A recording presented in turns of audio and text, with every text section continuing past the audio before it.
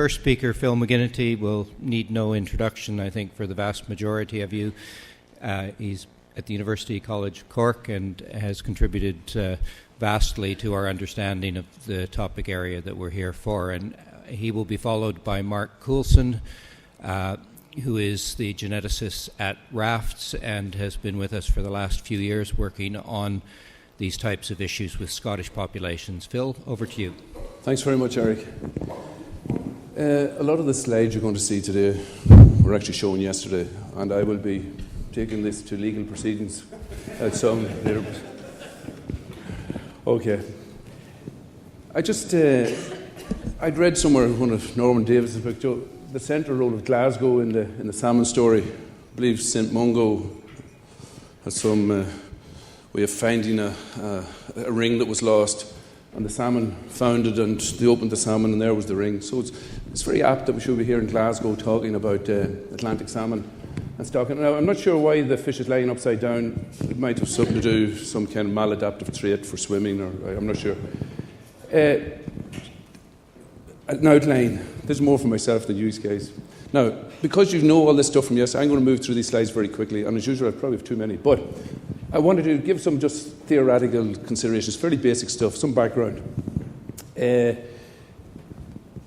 wasn't sure how to do this, but I kind of map out the kind of questions. So kind of little schematic, follow that. That might help. I'm going to show plenty of literature. There is loads of information about the potential impacts, genetic or otherwise, of stocking. There is no shortfall. There's enough information to make very instructive decisions. I want to present then some results from some experiments, give you a summary, but the context again, the context of these slides, it's about this idea of protecting wild, naturally self-sustaining salmon, and this idea, this may be from an economic concept, the public good. It's a public good, it's a service, an ecosystem service, whatever you want to call it, but it's in that context, and that probably comes from my background as a public servant. You're advising in the context of that. Now, I know other people have, you're trying to mitigate, you're trying to increase production and so on, but a lot of what I'm going to show is in the context of this idea of a self-sustaining, naturally produced entity. So how do you explain this? The people explained it far better than I would, but I thought this was very interesting. I got this out of Trout News or Trout Wars, and this is the agency. I think that's the Environment Agency, and they said its academic advisors comprises 3 beliefs. First is that different populations or groups can be defined by genetic analysis, and I think that was very clear from Eric's talk yesterday. I think that we can accept that. Genetic structure of each population is finely tuned to its environment. I think that's reasonable. And the introduction of fish from another population will upset the adaptation. Now, the author of that particular paper actually went on to try and debunk those 3 beliefs, but I think they're fairly solid. Now, I'd like to qualify the genetic analysis bit and try hopefully to clear up any confusion. Oh, excuse me.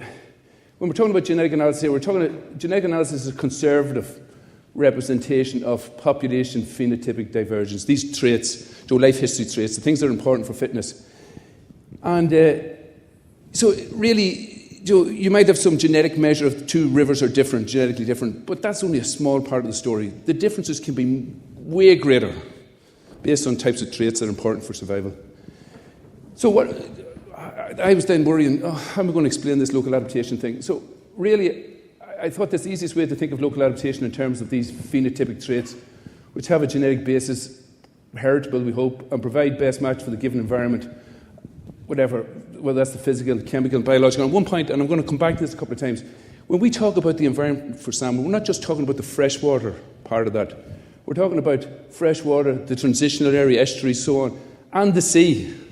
It's a quite considerable trick to live in all those environments and to do that effectively. So what are these traits we're talking about? What is this adaptation? Look, it's things like timing, the scheduling of key life history events. What age do they mature? What age do they go to sea? What age do they come back? What time do they come back? What time do they go to sea? You can imagine, what time do you spawn? What time do you emerge? Too early, too late. If you're not on the money, too early, too late is going to affect your fitness. Growth and metabolism, too big, too small. You heard all this stuff yesterday. These are the kind of things what we're working. This is the grist for evolution to work on. Disease resistance, salinity tolerance. When you start bringing them into the hatchery, then maybe energy management, egg size. You can imagine just the importance of how much energy is stored in that little egg, how it's going to contribute to your fitness. Reproductive allocation, fecundity, aggressive, all those things, loads of things. You know them yourself. And just to come back to this idea about this genetic divergence. Here's the Moi. And recently we were involved in a genetic study of the Moi using the genetic markers and the molecular markers. And from that study we could see there was at least, this is the main body of the Moi, East Moi, probably 80% of the production, but there was a whole range of other little rivers, genetically distinct. But what was the biological significance of that variation? And I think this is a very nice illustration. We were catching fish here at the Ridge Pool. Those of you who fish will know the Ridge Pool, extraordinarily productive area. We were assigning those back to the rivers of origin, and we started to see things like the deal fish up in this part of the system here. Most of those fish, nearly all those fish come in June, as opposed to over here on the parts of the East Moi, where most of the fish actually come in July and August. So there, so we see genetic differences at the molecular level, but we also see these life history difference, and they all have a role in fitness. So a wee bit of theory, and I like this one. Tom Reed, my colleague, who said, "Oh, Phil, don't be showing that kind of stuff." But I knew you were very bright guys. It's getting hard to understand it myself. But anyway, theory, natural selection, the process of evolution, we'll call it, in the wild, in response to environmental variability. So the climate could be changed and the environment could be changed, but also we can also have genetic changes in these adaptive traits, imposes a demographic cost. And this reduced abundance to us, reduced abundance, reduced yield, reduced productivity. There is a penalty for not matching the environment. Now, how that mismatch occurs is, it could be a change in the environment, it could be a change in the genetics of the fish, but that mismatch incurs a penalty. And this, Gromilkovich had a very nice little slide about this. So he says, if there was no evolution, and this is your abundance, and you're mismatched with this novel environment, or the environment is changing very quickly, over time you just go extinct. I hope this has nothing to do with extinction vortexes, but we'll come to that in a minute.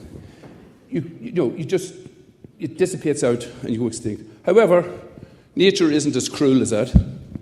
So there is this potential to evolve, to rematch to the environment. Productivity goes up, the abundance goes up. However, when that process is going on, there is a period. You can be having this penalty going on. There can be a period where it's just some stochastic chance, disease outbreak or overfishing or some, you can imagine anything where the animals actually can go extinct, don't get time to evolve. So I think that was very nice. Here's a very nice slide that Tom prepared for me earlier, which is kind of telling the same story. Thanks, Tom. But I really think this gets to what we want to talk about, the degree of local adaptation. So let me see here. We're looking here at this idea, let's call it perfect adaptation, but Andy pointed out to me last night, he says, it just doesn't have to be perfect. It can be, but it's the local optimum or the local match. So we're talking about that match between the fish and its environment, the genetics of the fish and its environment. So let's say it's perfect. Down on this cartoon here is population abundance. So this idea of what the penalty in abundance, and that's what you guys are all interested in, this productivity. And now what I would call these are the naturally spawning fish. This is the local fish, we'll call them. So as we say, right, we're going to stock, whatever reason, all sorts of justifications to do that. And we stock, and as a consequence, the match between the phenotype and the environment changes, and at the same time, parallel to that, the productivity goes down. But evolution works well, natural selection works on that population. You start going back up towards this match of adaptation. And then, look, there's a penalty here. That could be the change in the environment or the change in the match. But let's stock again. We need to fill that gap. It's intuitive, isn't it? You want to fill. Things are going down. Things are bad. Let's get in there and let's do something about it. And with continual stocking, then this difference, this maladaptation increases. And the penalty for that then is, you're really starting to run out of steam on the local population. And I don't know, but that seems like an extinction vortex to me. Where is he? Put his hand up there. Right, David. And look, This is a little bit out, folks. This is Wikipedia. You never get the students to look at this stuff, but guys like me are allowed to look at it now and again. And it's a class of models which conservation biologists, geneticists, ecologists can understand the dynamics of natural populations, etc., etc., etc. And this whole idea, this is a standard publication in population biology, minimum viable populations. Anyway, sorry, David, but that's just how to get that one out. All right. So I was trying to think, what about this hatchery stuff, hatchery-mediated evolution, or hatcheries, and look. But I thought everybody knows the story about the cod, the Atlantic cod, and the Newfoundland story, and the closure of the fishery, and the collapse of the fishery. And in a way, it's kind of the same story. In the 1930s, you had these very large fish, 5 or 6 kilos, massive fecundity, massive productivity. And then the fishery opened up and around the 30s. Well, it was going much earlier than that, but really got going then. And very quickly, over a couple of decades, right up to the current time, the fish are now maturing at 3 years of age as opposed to 5 or 6 years of age. They're maturing at much younger age, very small fish, and the whole productivity, it's just cycled down. That genetic resource has been undermined. And in a way, it tells the same story. There seems to be a legacy to the fishery. So if there's no readaptation, some of the models, this is some work from Kata Enberg, and this is the fishery here, this grey area. So this is what historical level of the fishery was. This is just the biomass, the number of fish. The fishery got in there, it banged away, great stuff. There'll never be another bad day. But eventually they said, we'll have to close this. This is looking very bad. And they thought, the minute we close that, it'll all bounce back. It'll be brilliant. But in fact, it hasn't been bouncing back. It is very, very slow recovery. And in fact, there could be the legacy of the fishery in some models that, this is going to be depressed for a long, long time. And that's what it looks like that. Cod fishery hasn't been improving that great. Now, evolution might help that. It might start to readapt. And this is this evolutionary type model. But the penalty on that evolutionary model is that in the very process of bringing itself back to its optimal state, it might actually have more reduction in productivity and so on. Anyway, really what I was really getting at there is, why don't we think about the hatcheries in the same way? Why don't we think about the processes I've described earlier in the same way? Think about hatchery effects questions in terms of fisheries-induced evolution. What is the potential for hatchery-mediated evolution, i.e. to give rise to genetic change that has short-term, possibly long-term fitness consequences and its impact on the productivity and resilience of local populations. So I was going to say politicians there, of populations. But the resilience is this, resilience to extinction. So, I'm sorry about these, but bear with me. I'm trying to map this. So stocking has potential to affect both the environment and the traits expressed. So there was this potential for this HME, this hatchery-mediated evolution. Well, there's two ways it can work. The fish themselves can cause an environmental change, resulting in indirect genetic response. And what I'm talking about there is where, say, you added fish that had some, furunculosis or something bad like that. You bring them into the river, the local fish get it, and they have to adapt. So the genetic change, a kind of adaptive immune response might be one thing. The other thing is that you bring in a whole load of competitors into the mix. So the local fish are there, and now they're having to compete with all these other guys. And, there's going to have to be some kind of adaptive response there. And somebody talked yesterday, Richard was on about the cormorants. Well, you could be, these extra fish might attract a whole range of new predators in. But the predators, they'll eat both. So they just don't pick out the ones with the fin clips, or lack of fin clips. Anyway, you can imagine, does not make sense. That's one way it can work. But then the other thing is to have a direct genetic change. So, come back to this evolutionary thing. It's not really that important. But it's just you're readjusting the point. And what you could do there, and I'll talk about this a little later, you just could replace the local population, just outcompete them or just swamp them, I think the word is the use. We're just going to add that many fish into the mix that would just swamp out the locals. And that would have you'd lose the local lineage, that's a possibility. Then you have gene flow, and I'm talking about gene flow is where they hybridize, interbreed. Now that could be a small bit depending on the extent of your intervention or a big bit. Or you could just totally, through gene flow, mix the whole thing up together, all together. Now, that mightn't be a bad thing or a good thing, but let me warn you, in that scenario, you lose the local lineage. You've still got salmon, but it's something new. It's not what it was. Now, I don't know, is that important or is it not important? I suspect it is important. So, yesterday we talked a lot about this, but I thought this would formalise it a little bit. So, this is a two-stage process. The first stage, you take the fish out of the wild, you bring them into the hatchery, what happens? Well, the first thing is you can reduce the variation. And I'm going to show you some of these papers later on. Reduce the variation. You could have inbreeding depression where you're mating relatives. So I don't believe that's not a good thing. You relax sexual selection. There's some evidence of that. You relax natural selection. So, animals, like in the wild, out of 3,000 fish, 3,000 eggs, if 2 come back, that's a success, isn't it? So the fecundity of your general female is 3,000. You get 2 back, that's a success.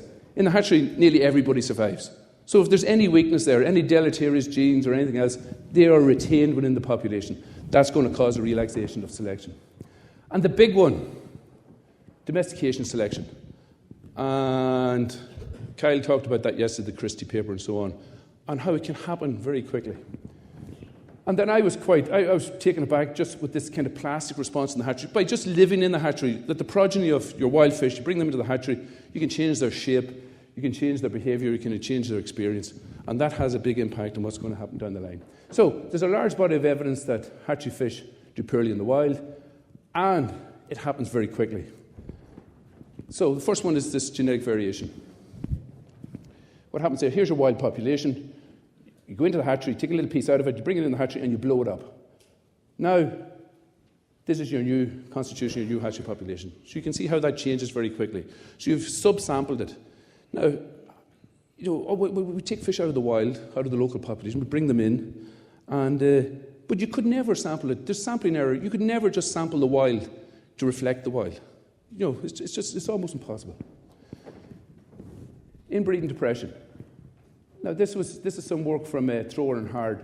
And they were looking, and they did it on a number of different occasions, and they had a very healthy steelhead population, and they looked at its fitness, and then they forcibly made it to a very close mating situation, and then they compared the marine survival and the freshwater survival of those fish. And some incredible results. From that basic kind of manipulation of the population, they got a reduction of 78% reduction in marine survival.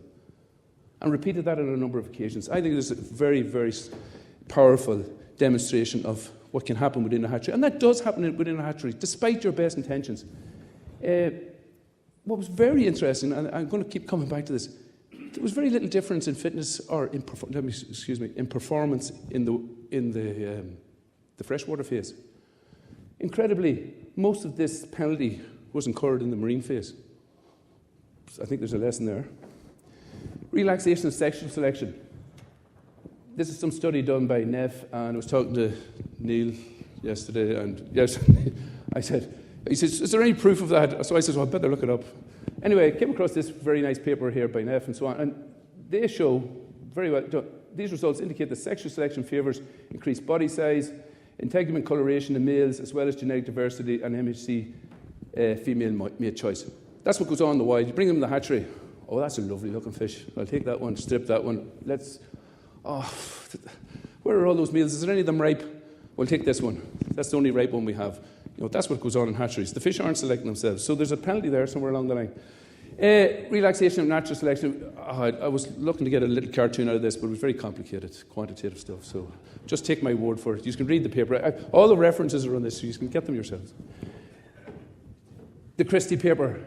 Genetic adaptation to captivity can occur in a single generation. Very nice demonstration of this in captive steelhead. I'm not going to go into in a big way. It was very eloquently interpreted by my colleague Kyle Young yesterday. Well, you're a brave man to take that on, fair play, but I'm not as foolhardy as that. So in a single generation, there was increased fitness in the hatchery, and that was the big thing they were selling. There was increased fitness in the hatchery, while at the same time, contemporaneously, there was a reduction of fitness in the wild. Very good. Now, that's steelhead. But as my good colleague and friend Andy Ferguson pointed out, he says, Phil, you don't have to go looking at steelhead for this. There was something published recently about that in Atlantic. Here's some stuff from the Bernacchi lab, Milo. And they're looking at the same fitness reduction in Atlantic salmon released into the wild after one generation of captive breeding. And they're showing a 50% reduction in what they're calling fitness. Now, I have to put my hand up here, and I'm only doing this to protect myself because Eric would probably come back with something like this. Oh, Phil. Myself and Andy conducted experiments some years ago, maybe 20 years ago, where we were looking at the Burrashul hatchery fish compared to Burrishoot wild fish in a common garden type experiment. And in that one, we didn't actually find that much difference between the two. So maybe it's case specific and it can be circumstantial. But anyway, I think the overwhelming evidence is that it's a bad thing. The other thing about that Burrishoot experiment is the life history traits were very different. Even though the survival rates were similar, they did it, there was different smolt times, different ages of maturation, different migration times. As I said, that's the raw material for maladaptive evolution or whatever. And I love this slide because what's this domesticated selection you're raving on about? Well, I think this is a good illustration. These are wild salmon. They live up in the Scottish rivers and they're out there feeding and so on. And then these are the captive bred salmon. This happens over one generation or multiple generations. And you can imagine this particular salmon, putting them back into the wild, he'd probably do all right. You can see him dragging down sheep and things, and it would be really good. But I'd be worried for this fella.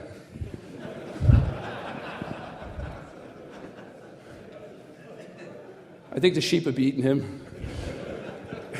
But, I know it's facetious, but you know what I'm getting at. That's, in a way, that's telling the story really well. So, what happens to what are the kind of traits that are being selected for in the hatchery? Risk-taking, the egg size, fecundity, aggressiveness, scheduling, maturation. It's incredible how quickly these things come, anyway. And then, as Kyle talked about yesterday, this is the study that really did it for me as well.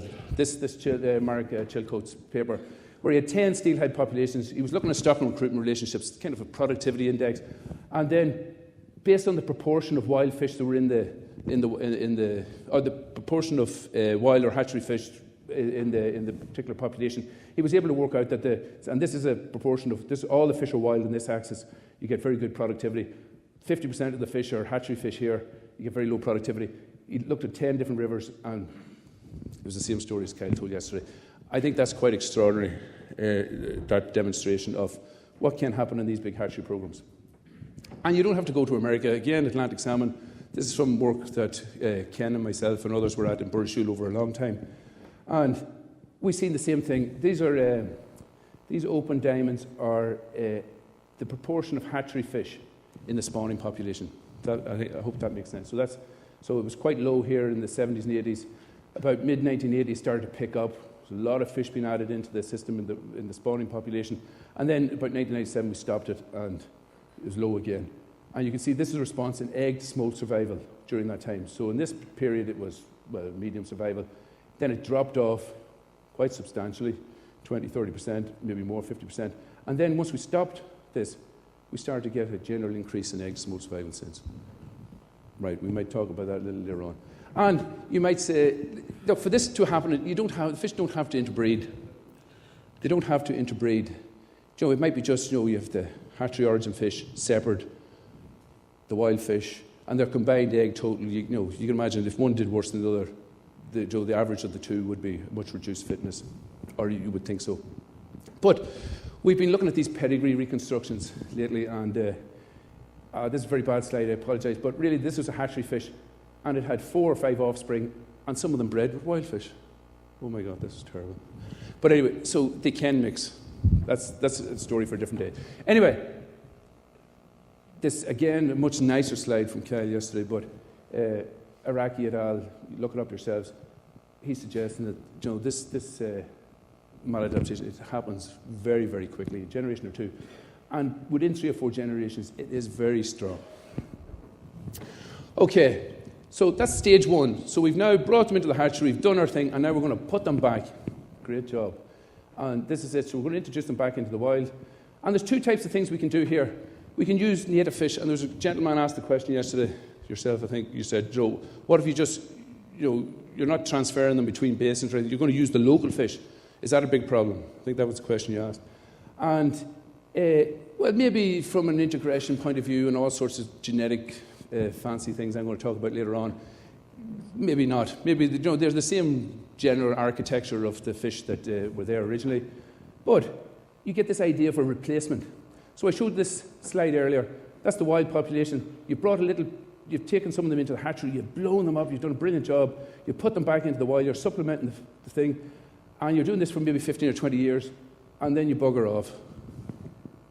And what's left is a new sample, which is mainly the fish that you had at the start. And they say, according to that Waitemans paper, the more successful you are in your program, the greater the potential to completely change the genetic makeup of the local population. The more successful you are.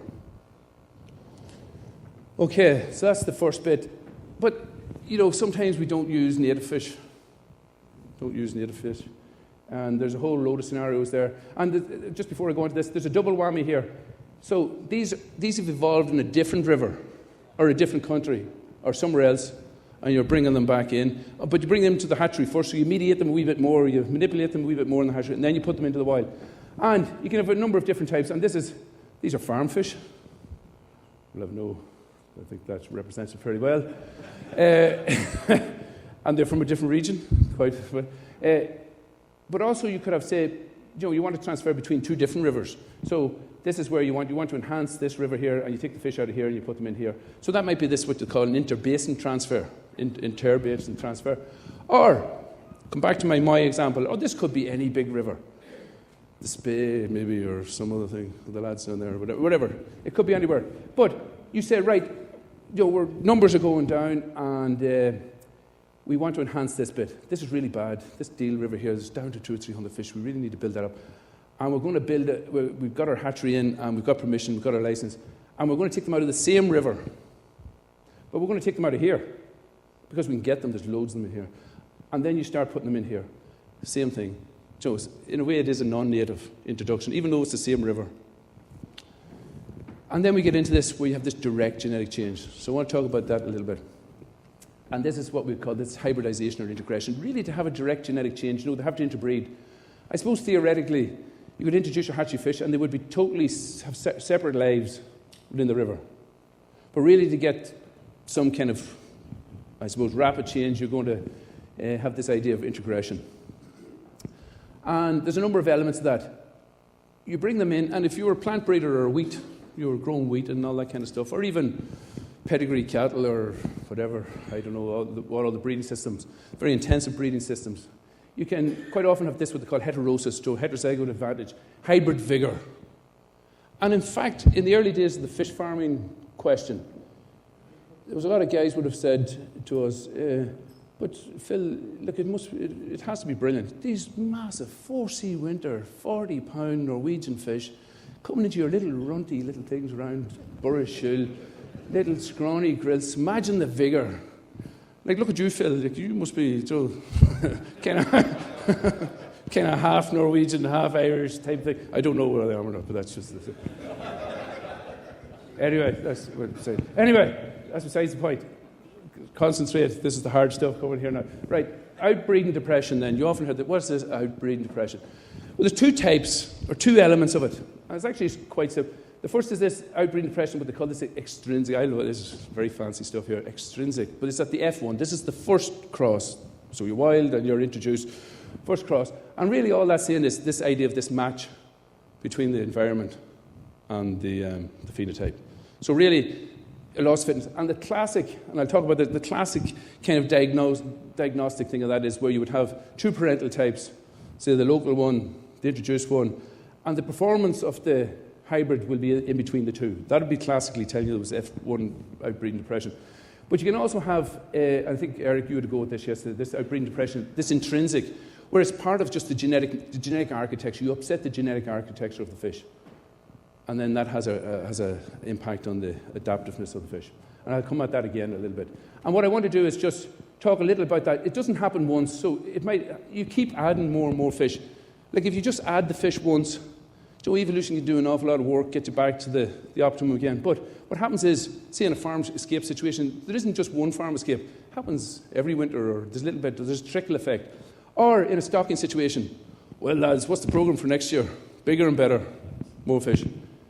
Anyway, so there's kind of a circle, vortex there, somewhere. And I want to just show some evidence from some experiments we've been doing in the past. But look, I modified this from a paper report and all. This is what you have. This is your female and your male. And as Eric was explaining yesterday, Joe, you have, say, one chromosome or one genome from the female, or two, Joe's duplicate, and the male as well. And Joe, all the genetic architecture is intact. And what you would expect, so this is the local population has a fitness, say, of 55% or whatever. It's just a measure. And this is the fitness of the introduced fish, because you've maladapted it or done, or it comes from a different evolutionary background. And you can have two outputs. One is this, where you increase the fitness way beyond the two parental types. And that's a possibility, I suppose, hybrid vigor. Or you can have this outbreeding depression in the first generation. And what you would do is get this fitness. So you see, you get one genome or one chromosome from the female, one from the male. But, the architecture is fairly simple. It's very straightforward. There's no real big upset there. And there's also the possibility then, if you go into F1, 2, F3, and so on, some of the measures we have, we only do them in the first generation, and people say, oh, there's no problem. But, the actual impact could be 2, 3, 4, 5 generations down the line. Now, it can have the opposite as well. But what happens here, you get all the genetic architecture is all mixed up, and usually there's a massive fitness consequences. Because genes don't work on their own. They're all part of what they call these co-adapted gene complexes. They're all related to each other. And if you upset the mixture, it can be a penalty there. All right. Has this man been raving on? That's the theory. So I'm really, my job here is I don't know, they were talking about clutch slides yesterday. What's a clutch slide? Anyway, it's really just a map. I'm just trying to get you to think about what the different issues might be. So we've been doing these experiments for a number of years. And this is all about the genetic markers allowed us to, the markers allowed us to identify. So what we can do is we can set up crosses and so on, introduce them into the wild, and then use the markers then to do parentage assignment to say, that was a wild fish or farm fish or a hatchery fish or a wild fish or a non-local fish or whatever, and then look at the hybrids and so on, and then measure their fitness, monitor the fitness right through a number of years.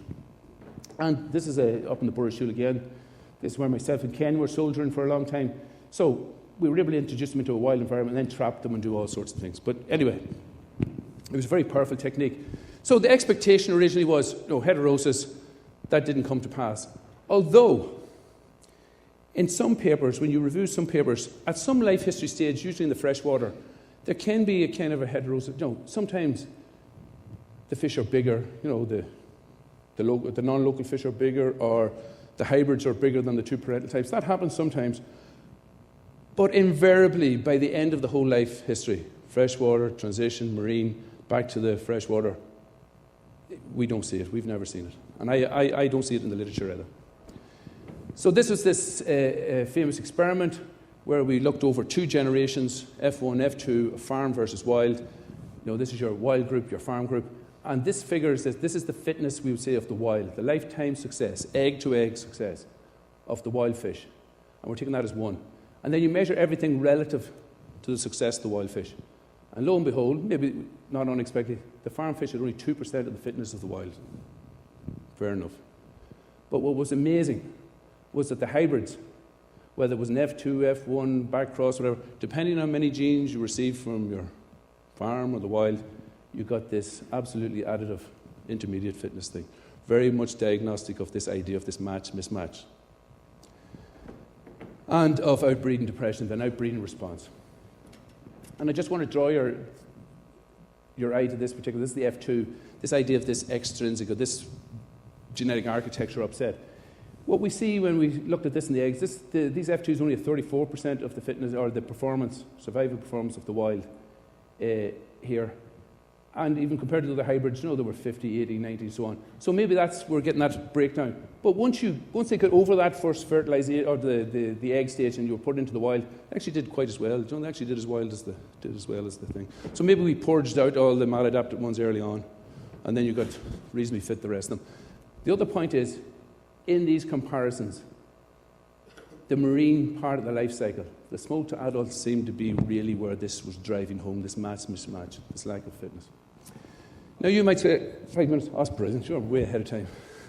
That's unusual for me. I usually steal 4 or 5 minutes at the end, so upset the chairman.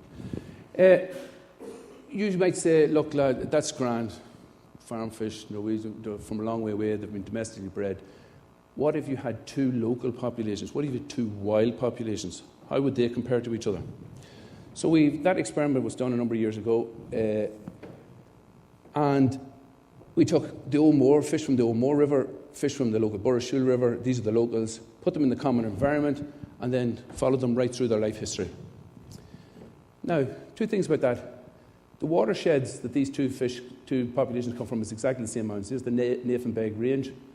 The water in this river goes this way, the water from this river goes this way. The mouths of those rivers are about 50 kilometres apart.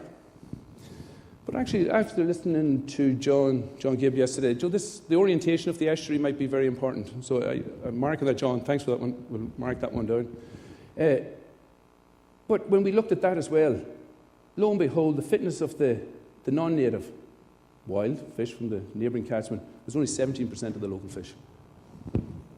We were blown away, quite extraordinary. And what it's suggesting that the scale of local adaptation, at what scale does it occur? It can be as small, maybe as 50 kilometres. That is quite extraordinary. Anyway, you said, oh yeah, that's great, that was once off. Oh, the other thing I just want to point out, look at this. The marine bit again is really where the real penalty hits in. We've repeated that experiment. We have a PhD student, Ciara O'Toole, has been working on this. But this time we've put in the hybrids because we want to get a feeling for that outbreeding depression thing. Is that occurring? Lo and behold, we've exactly the same result. It's 22% this time. And the hybrids are intermediate. I think this match-mismatch idea is really coming to fore. But more than that, so that's just on the total survival. But in 7 out of 8 traits, green-egg to eyed-egg survival, eyed-egg to 0+ survival, flood dispersal, this is migration, early migration, precocious male maturation, marine survival, timing of 1C winter returns, maturation rates, age of return, 2C winter, 1C winter. 7 out of the 8 measures that we look at are intermediate in terms of their performance. I think it's very, very strong evidence for this idea of this outbreeding depression. Right, take all that stuff. That's just marking the card. But I thought it was very important. Every situation is different. So I just thought it might be worthwhile in the 4.5 minutes I've left to talk about factors that might modify this gene flow. And one thing is, the impact is going to be relative to the size of the introduction. Now, this is hopefully common sense stuff. So a small introduction is probably going to have less impact, or potential impact, let's use that, potential impact, than a big introduction. The origin of where the materials originated, I think, is part of, if they have evolved in a river that's quite distinct, very ecologically different, that's probably going to be important. If they come from a farm background in Norway and you're putting them into an Irish river, that's probably important. Their behaviour, as Neff had shown us, can be, there is selection going on. They are lining themselves up in a particular way. It's not just random. It could be important. Their behaviour is important. And a lot of this can even be non-genetic. It can be this idea of being adapted in the hatchery and then going in. It's experience. So seemingly some work from Ian Fleming. I've seen John was talking about Ian Fleming's work. The experience of the fish prior. So if you release them as smolts, there can be less gene flow actually than if you release them as swim up fry or par, where they've been in the river, learning the aggressive, the interactions. They go to sea and they come back and they're actually quite efficient spawners. So that can mediate gene flow. The status of the wild population. A number of years ago, I think, Ted, remember we had in Bergen, the interactions workshop or whatever from NASCO or ICES. And one of the big conclusions that came out of that was one of the best ways to protect natural populations is to have them robust and strong and productive, healthy. That can resist the integration. But as we know, there's a whole range between stable, threatened, endangered, and so on. The environmental context, how quickly the environment is changing, and the carrying capacity. I think there was some talk about carrying capacity yesterday. And I'm just going to give an example of how this might work.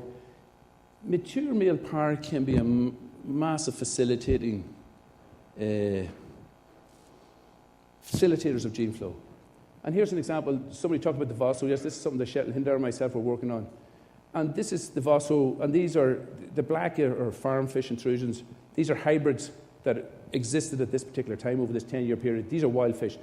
And he tried to model it based on the data that we derived from our own experiments and some experiments that Eric had been involved in and Shetel himself had been involved in.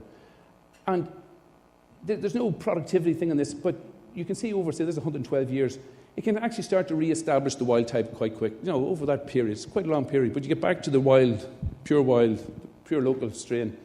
But actually, if you've got these little guys with processed male parent, they're magnificent mediators of gene flow. And actually, what you do is just get this hybrid swarm over that period. So, it depends. So everything is case. I just want to quickly, the whole idea, it's a broad church. Stocking is a broad church. And it's all linked, it could be stable populations, and you might do something as to what you would do with a population that was going extinct or was threatened with extinction. And there's a whole new plethora of thought, genetic rescue, where you're trying to counter inbreeding depression in the wild, match it to historical environments. And we're talking about populations like the ones, I think we're talking maybe Stewiacke, Bay of Fundy, where they have existing local populations. They're down now to 10, 12, 15 individuals. What do you do? So they're talking about all sorts of things. What was the term? The Florida panther, the great success. They integrated 2 populations and the fitness went up. So there's all sorts of questions related to that. It's a minefield. And there's some very nice papers here. This is Susan Edmonds again, Between a Rock and a Hard Place, evaluating the relative risks of inbreeding and outbreeding for conservation. Yes, you might think of bringing in new genetic material. Yes, you might get a response, but you are now losing that original solution that was involved in that environment. The other one is this assisted gene flow. Ken asked, and he calls it the Potter scenario or whatever, can we do something ahead of time? Can we be moving populations, thinking that climate change, to match them to future climates? But looking at this, some of the reviews of this type of idea, here's assisted gene flow to facilitate local adaptation and climate change. This is fraught. This is tough stuff. Don't know an awful lot about it. And it gets sad. You're down to the last few fish in a couple of rivers here in Canada. Very nice paper by Hood and Fraser et al. And here's the situation. 3 different rivers, and they've just made this massive big swarm, and they're putting them into the 3 rivers, and they hope that something's going to hit. I don't know. But it's risky stuff. All right, summary. Domestication, selection, reduction, genetic variation, all these different parameters drive evolution of wild populations that are brought into the hatchery. I think that's fair enough. Compelling evidence that substantial and rapid evolution, genetic change in the hatchery, maladapts stockfish for life in the wild. And if the data from what we're looking at is anything to go by, that marine phase is a big part of that. Hatchery fish can potentially impact on both the environment to which they were released and on the fitness of the recipient population through direct genetic changes. The introduction of hatchery fish into the wild has the potential to impact short-term productivity, yield, possibly long-term, so some kind of a legacy. Particularly if you've swamped the local population, if you completely changed it, that's going to be a long-term legacy. Genetic change by natural selection can establish new equilibria and offset the impacts on yield and so on. But this idea, if it keeps going on, if you keep doing it, recurrent intrusions will continue to depress the populations. Hatcheries can mediate loss of unique biodiversity by extinction, replacement, mass hybridization. I hope that potential, whether it happens or not, that potential is there. I hope I've... And I want to conclude this. Now, this might be controversial. Conclude that hatchery-mediated evolution, this genetic change, is an additional stressor on natural populations. Something similar to overfishing. It's an additional stressor, rather than a reliever of the stress. I don't know. But it seems to me this is another factor. So when you're saying a new list now would be hydroelectric or dams, overfishing, habitat loss, these big lists you see, and now potentially the hatchery itself. Like fishing, the magnitude of the stress is relative to the size of the activity and the propensity for gene flow. Well, that's common sense. And then at the start of it, what are the principles? So, what effect does stocking have on the ability of wild populations to adapt to the environmental change? Well, if all this stuff that Schindler and Hilborn and all these guys and Kyle alluded to it yesterday, and I think maybe Jamie alluded to it yesterday, if that portfolio of variety, diversity, and you think of this, anybody's in the stocks and shares games, you want to diversify your portfolio that you can resist, economic cycles and so on. That's the exact same thing that's going on here. And my colleague Tom Reid is going to delve into that a little bit later on in the morning. So, to acknowledge the Beaufort program that pay my very large salary, and thank you very much.